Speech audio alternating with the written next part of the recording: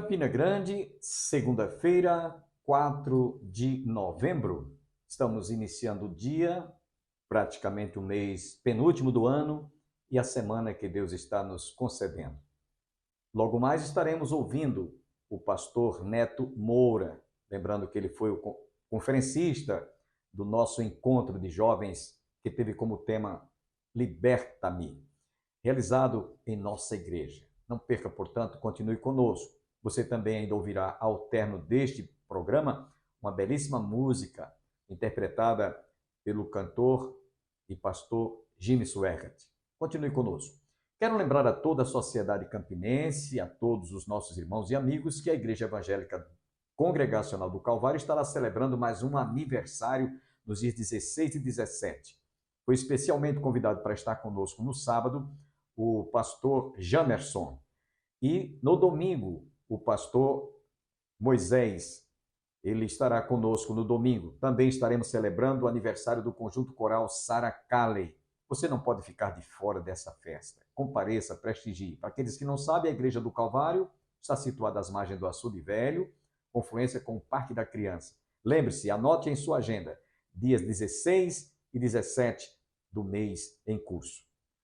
Nesse instante, quero deixá-los com o pastor Neto Moura, trazendo a conclusão da palavra que nós recebemos na última sexta-feira.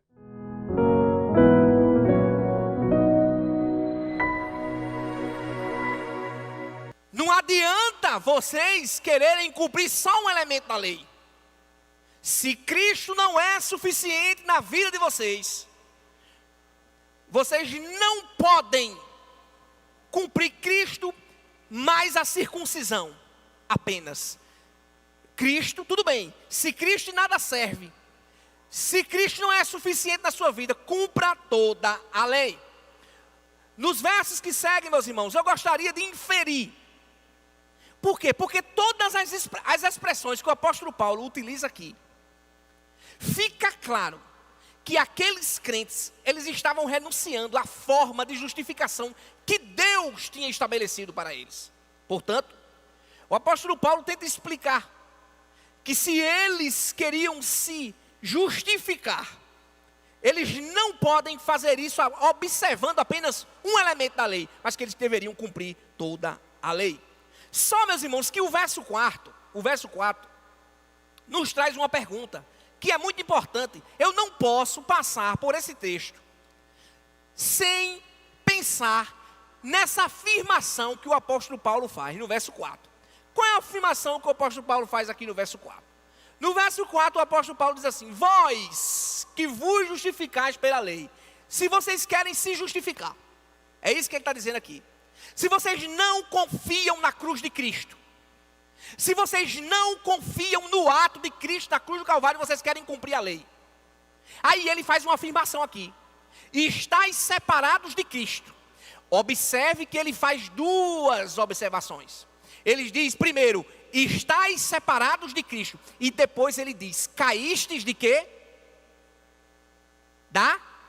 Caístes da graça. A pergunta que não quer calar, meus irmãos, desse verso é a seguinte: a salvação pode se perder?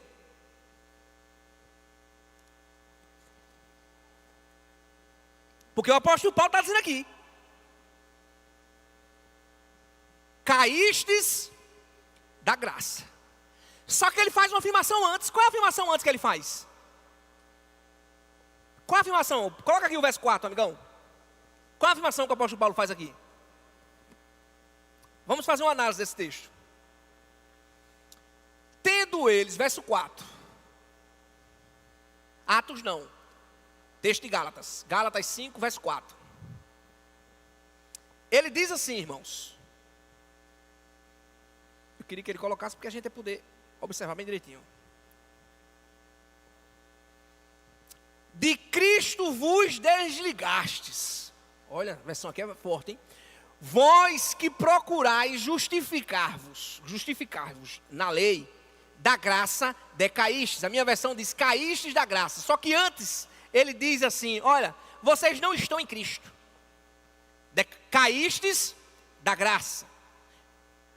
Quando nós vamos fazer uma exegese de um texto, quando a gente vai observar um texto, palavra por palavra, e a sua tradução, quando nós realizamos uma sintaxe, né? Uma sintaxe, para professor de português, tem algum professor de português aqui? Uma sintaxe, muito bem, olha aqui. Quando nós vamos fazer uma sintaxe, que nós vamos observar palavra por palavra de uma oração para a construção de um texto, não é isso, professora?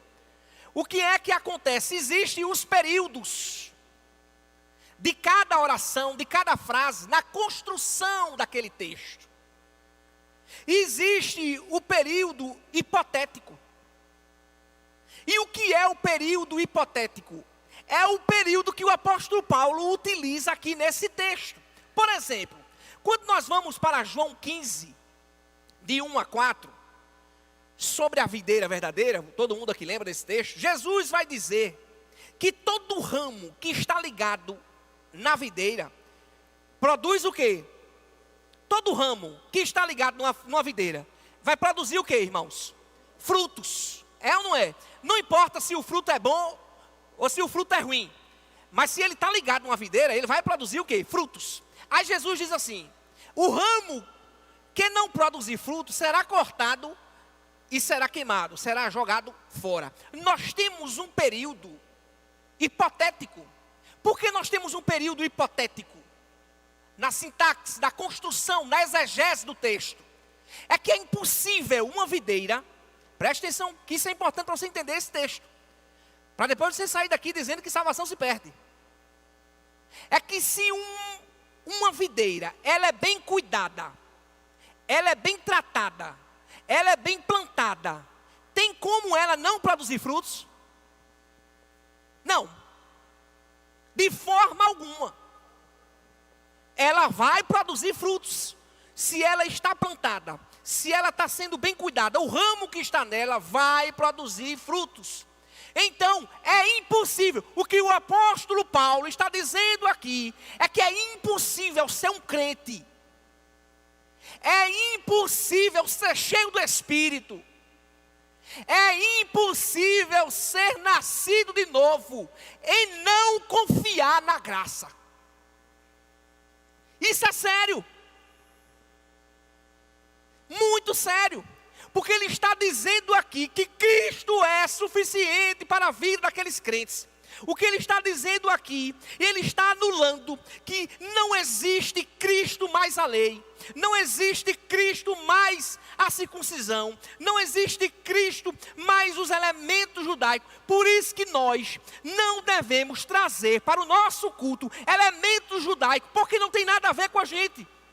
Candelabro, vela, chofar, festa judaica, festa dos tabernáculos, festa não sei de quê, isso não tem nada a ver, nem comigo, nem com você. Por quê? Porque isso era figura de Cristo, representava a vinda de Cristo. Cristo veio, encarnou, viveu, foi para a cruz, morreu, ressuscitou, inaugurou um novo tempo para mim e para você.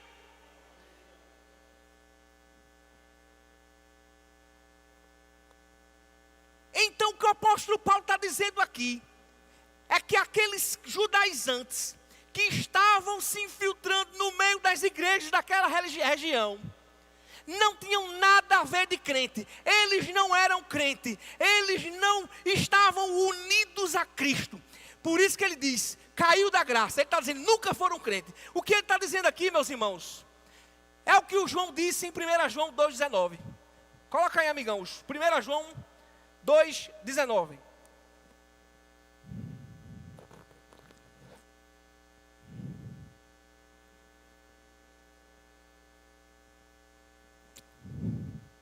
O que aqui diz? Eles saíram de nosso meio. Por que eles saíram do nosso meio? Porque não eram dos nossos. Porque se tivessem sido dos nossos, teriam o que, irmãos? Permanecido conosco. É isso que o apóstolo Paulo está dizendo. Você pode dizer amém para a gente fechar esse texto? Você pode dizer glória a Deus? Você confia só em Cristo? Diga amém bem forte. Amém.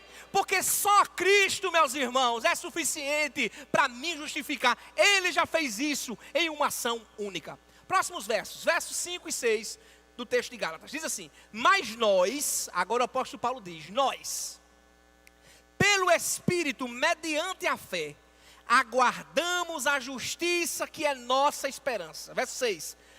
Porque em Cristo Jesus, nem a circuncisão, nem a incircuncisão valem coisa alguma, mas sim a fé que atua pelo amor. Veja que o apóstolo Paulo se antecipa aqui para fechar qualquer dúvida a respeito da justificação. E aí ele diz mais nós. Por que o apóstolo Paulo diz nós aqui? Porque ele está falando dele, ele está falando daqueles irmãos daquela região, mas ele também está falando dos patriarcas. Ele também está falando daqueles que tinham sido alcançados, aqueles que conheceram a lei, aqueles que conheceram a palavra de Deus antes de Cristo, os antepassados. E aí ele evoca o poder do Espírito. Veja o que ele diz, meus irmãos, nesse verso 5, ele diz assim: mas vós, verso 5, mas nós, tanto eu, tanto vocês crentes dessa região, vocês Gálatas, que vos, verso 5, pelo Espírito mediante a fé. Veja que não é uma ação interna, é uma ação externa. Ele diz, olha, não é um poder que vem de mim, não é um poder que vem de vocês, tem tudo a ver com o que vem de fora, é uma ação externa. Ele é pelo poder do Espírito, nós que pelo poder do Espírito, mediante a fé, esse mesmo Espírito colocou fé no meu coração, esse mesmo Espírito colocou fé no coração de vocês, ele está dizendo, e esse mesmo Espírito colocou fé no coração dos patriarcas, como o autor aos Hebreus vai colocar. Então, por meio do Espírito, mediante a fé, aguardamos a justiça que é nossa esperança. Antes essa fé foi ocultada pelo véu das cerimônias.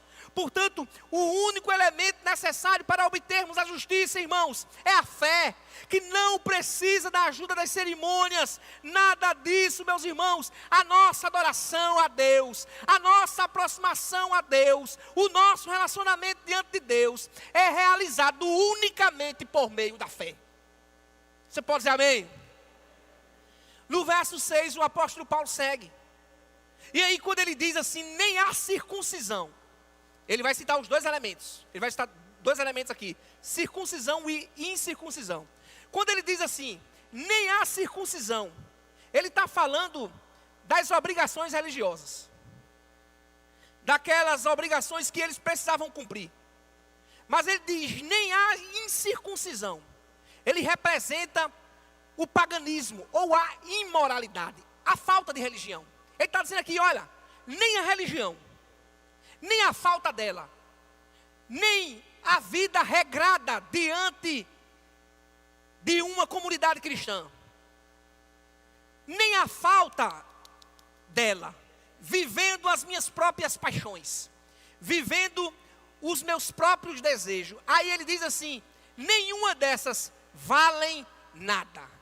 E aí, a palavrinha aqui para valem, quando ela é colocada para a pessoa, ela significa poder, força. Mas quando ela é colocada para um elemento, e nesse caso ela está sendo colocada para esses dois elementos. O que é que o apóstolo Paulo está dizendo aqui? O apóstolo Paulo está dizendo aqui, que mesmo que você tenha uma vida regrada, religiosa, de forma firme, eu não falto um culto. O apóstolo Paulo está falando para aqueles irmãos daquela região, os Gálatas. E ele está dizendo assim, olha, se você tem uma vida regrada diante de Deus, você não falta um culto. Você cumpre com as suas obrigações, sou dizimista fiel. Eu participo de todo culto de Santa Ceia. Eu tenho uma religião como algo firme na minha vida. Ele está dizendo, nem isso. nem a falta dela. Nenhuma vida é entregue às suas próprias paixões. Uma vida é entregue aos desejos carnais. E mais à frente ele vai falar sobre esses desejos carnais. Ele está dizendo, não é uma coisa e não é outra que vai ditar o meu relacionamento com Deus, que vai ditar o seu relacionamento com Deus. Porque o que vai ditar o meu e o seu relacionamento com Deus é a motivação correta do seu coração. Sabe por que eu digo isso, irmãos? Porque cumprir ritos, cumprir obrigações, não diz nada sobre o que nós somos diante da cruz. Um indivíduo pode passar 30 anos dentro de uma igreja, 40 anos batizado, e morrer e não ser salvo, porque foi um mero religioso. Apenas cumpria com as suas obrigações. Eu costumo dizer na minha igreja que no céu nós vamos ter muitas surpresas. Que no céu nós vamos chegar lá e a gente vai botar a mão no queixo, vai dizer, mas meu Deus, fulano está aqui. Misericórdia. Eu não imaginava nunca que fulano ia estar aqui. Sabe por quê, irmãos? Porque salvação é pela graça. A salvação, ela não é por mérito. Não é por aquilo que eu possa fazer. E a gente vai olhar para o outro lado e vai dizer, mas fulano, cadê fulano? Que era o primeiro que chegava. Que cumpria todos os ritos dentro da igreja. Era um religioso. E não está. Eu já cacei ele por todo lugar. Eu já fui até perto da casa de Abraão, lá em Jacó. Ele não está. No céu, a gente vai ter muita surpresa, irmãos. Porque salvação não tem nada a ver comigo mesmo. Salvação não tem nada a ver com você mesmo. Salvação tem tudo a ver com um ato. O ato de Cristo Jesus na cruz do Calvário. E quando a gente entende isso, quando a gente enxerga isso, isso não é pano para manga para que a gente viva uma vida de pecado. Ah, eu já sou salvo mesmo, agora eu vou mergulhar em uma vida de pecado. Pelo contrário, quando eu entendo o sacrifício de Cristo na cruz do Calvário, de forma genuína, eu tenho um desejo de me santificar. Eu tenho um desejo de buscar. Porque eu me envergonho de mim mesmo. Eu me envergonho das feridas que existem dentro de mim mesmo. E eu passo a olhar unicamente para a cruz de Cristo. O que Ele fez. Então eu abro mão do meu eu abro mão do meu orgulho, eu abro mão da minha, autossuficiência, desejo de se justificar, e eu esvazio de mim mesmo. Eu olho para a cruz, eu olho para o que é uma ação externa do Espírito na minha vida. É isso que o apóstolo Paulo diz aqui. É isso que o apóstolo Paulo afirma nesses 2 últimos versos dessa exposição. E eu gostaria de concluir esse sermão trazendo 2 aplicações práticas.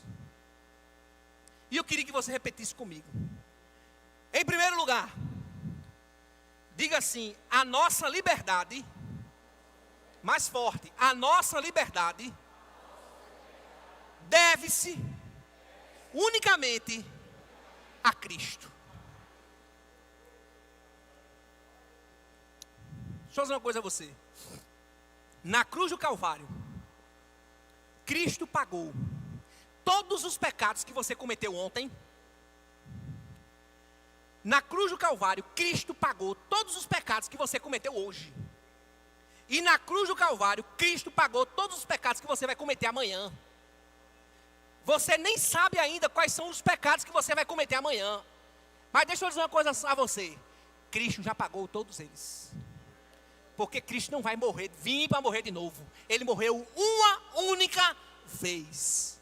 Então, nesse ato único de Cristo, Ele me justificou. E Ele pagou os pecados de ontem. Pagou os meus pecados de hoje. E Ele pagou também os pecados que eu vou cometer amanhã. Então, deixa eu dizer uma coisa a você.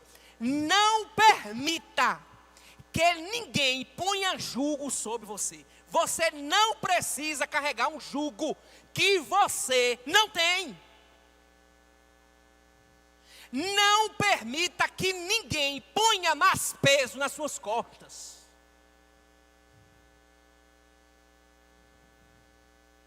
Apenas olhe para o sacrifício de Cristo. Pastor, isso dá margem para viver uma vida como Achamos que devemos viver uma vida de pecado? Não, irmãos. Se o indivíduo que entende assim, ele precisa ter um novo nascimento. Porque olhar para a cruz, ter o entendimento correto da ação de Cristo na cruz, é um entendimento que nós devemos nos santificar. E que se o Espírito habita em mim e em você, todos os dias, nós precisamos olhar para a lei. E quando olharmos para a lei, a gente precisa olhar para ela como que com gratidão. Por que como que gratidão, pastor? Porque eu não posso cumprir, mas alguém cumpriu. Cristo cumpriu a lei. Todos os dias, antes de sair de casa de manhã, eu sento com os meus filhos no sofá e recitamos os 10 mandamentos. Todos os dias. Todos os dias. Todos os dias eles caem em um daqueles 10 mandamentos. Todos os dias. Todos os dias eles pecam. Todos os dias eles caem. E no final do dia, quando eu tenho o privilégio de colocar eles para dormir, eu digo, vocês lembram dos 10 mandamentos que recitamos de manhã? Eles falam, lembramos sim, papai. Vocês escorregaram em algum? Sim, papai. A gente desobedeceu o Senhor, a gente esqueceu de cumprir esse, a gente esqueceu de cumprir aquele.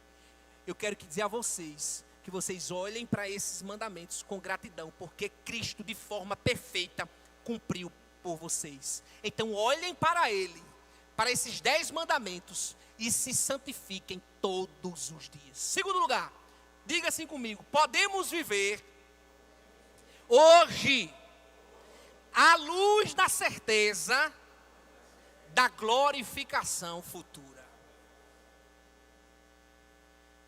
Nos versos 5 e 6, o apóstolo Paulo vai deixar claro que ainda estamos vivendo nessa carne. Essa tristeza aqui, que me faz pecar todos os dias. E aí nesses 2 versos, o apóstolo Paulo lembra aqueles crentes que eles ainda estão vivendo nessa carne. Mas eles podem desfrutar de um gostinho da glória. De um gostinho. Por quê, irmãos? Porque quando nós somos salvos de verdade, nós desfrutamos hoje dessa justiça que é a nossa esperança. Cristo na cruz do Calvário, mas também o privilégio, a riqueza maior, irmãos, do que a comunidade cristã.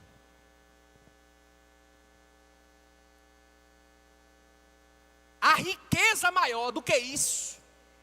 Nós somos uma geração de crentes que não valorizamos essa justiça vindoura que tem início hoje, que tem início quando você conhece a Cristo de fato, de verdade, e que se consumará na eternidade, quando estaremos eternamente com Cristo, e ainda estamos vivendo nessa carne, ainda estamos com os nossos pecados, mas veja, nós temos o privilégio de desfrutar da igreja.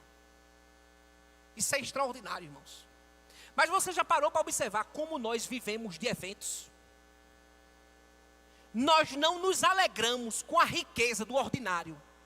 Não vejo a hora de chegar às férias. Não vejo a hora de chegar ao final do ano para a cantata. Não vejo a hora de chegar. Eu não vejo a hora de chegar domingo, porque eu vou ver os meus irmãos. Eu não vejo a hora de chegar terça, ou quarta, ou quinta, porque eu estarei com os meus irmãos. Isso é a riqueza da justiça vindoura, que tem início hoje.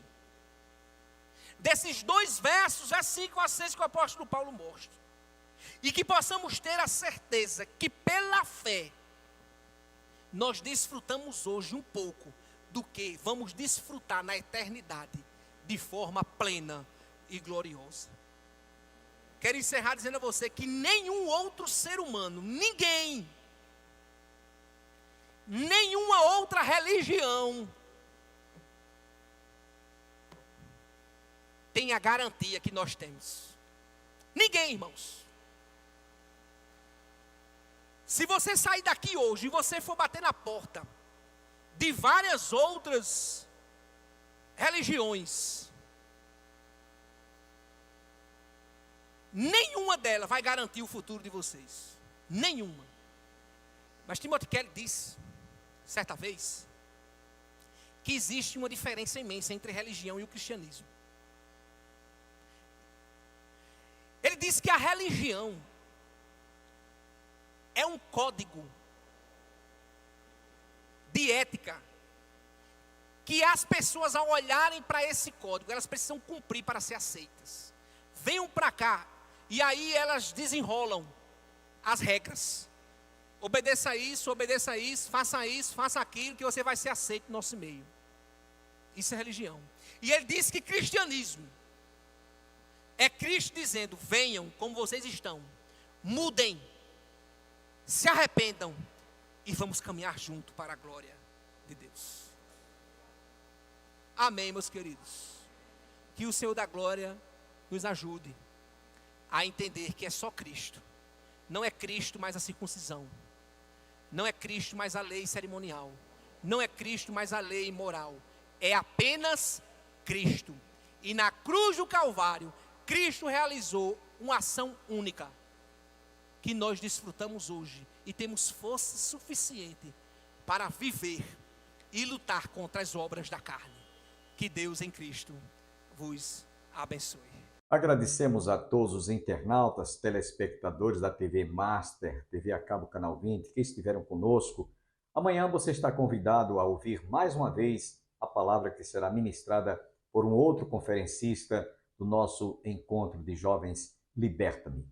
Deus abençoe a você, a sua família, neste dia, nesse comecinho de início de dia, de semana e de mês, derramando luz nas decisões que você venha tomar neste dia, abrindo portas e dando a direção mais certa para que você realmente esteja dentro do centro da vontade de Deus. E até amanhã.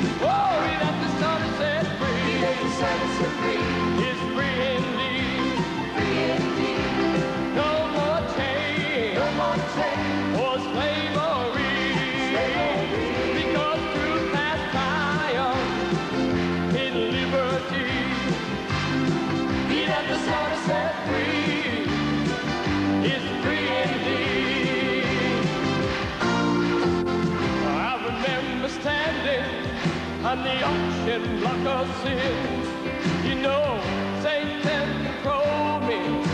He had the highest bid, but ownership was transferred way back at Calvary. But Jesus whispered, "Son, I bought you, so that you could be set free." That the Son is set free. That the Son is set free. Oh, is free indeed. Free indeed. No more chains. Oh, slavery, because truth has triumphed, oh, in liberty, he that the Son set free, oh, is free indeed. Oh, I remember standing on the auction block of sin, you know, Satan controlled me, he had the highest bid. But ownership was transferred way back at Calvary, when Jesus whispered, "Son, I bought you, so that you could be set free." He that the Son is set free, oh, is free indeed. Thank you, Lord. No more chains, oh, slavery, because truth has triumphed in liberty.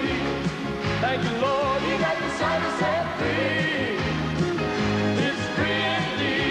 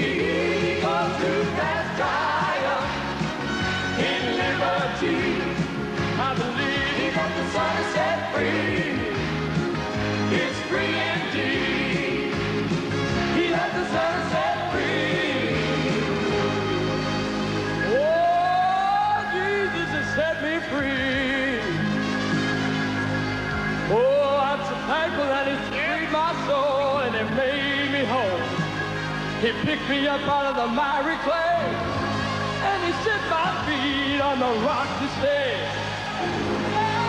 Oh, he got the sunset free. Oh, yes, he's free. Jesus.